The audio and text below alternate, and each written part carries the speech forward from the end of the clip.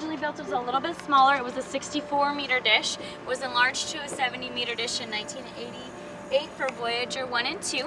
Stands 24 stories tall and weighs 16 million pounds. 8 million pounds of it rotates at the yellow railing. Rotates on a 7-inch steel runner that floats on a film of oil that's as thick as human hair. You gather up all that oil, it's 8,000 gallons of oil.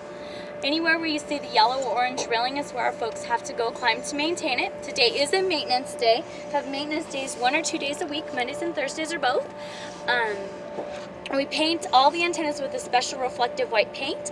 That's because they're mainly steel construction. The dish is made up of aluminum panels, and the last rows, on this one, the last 9 rows are perforated.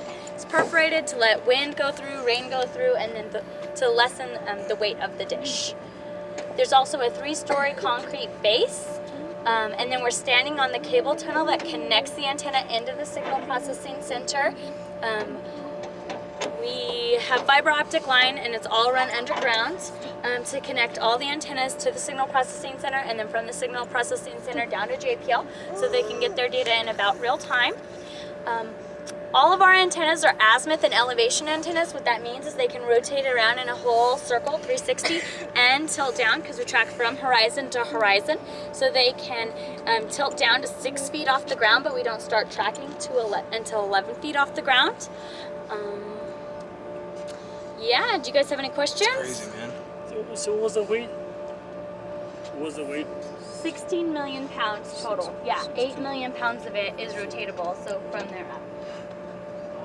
Can it rotate, you said 360 degrees continuously, or they have to like stop and come back around? Right, yeah, exactly. So because of all the cable wraps and stuff, you can't just do a full circle. You have to stop, and then if you're gonna tilt down, you know, rotate around and stuff. But Is this the one they upgraded a few years ago? they did. So this one had a double level maintenance 3 summers ago. What they did is they jacked the whole antenna up, 8 million pounds of it. From the, hey sweetheart, hey, today's my last day. I'll be on vacation next week. I meant to text you. You're not gonna be here for barbecue tomorrow? No, sorry.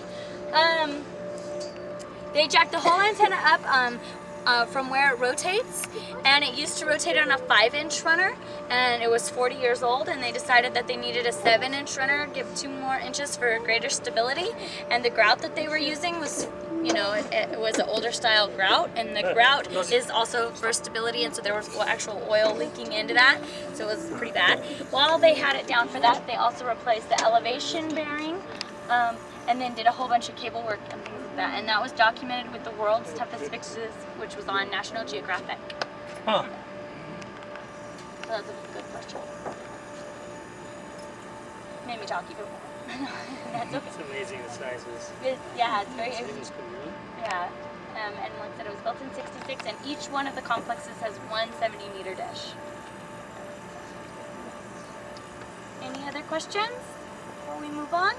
Okay, we're going to go inside the signal processing center. We're going to see the equipment room and the control room. There's no photography inside the building. All right? Okay. No pictures. Come on. Let's go. There's also a restroom and a water fountain here.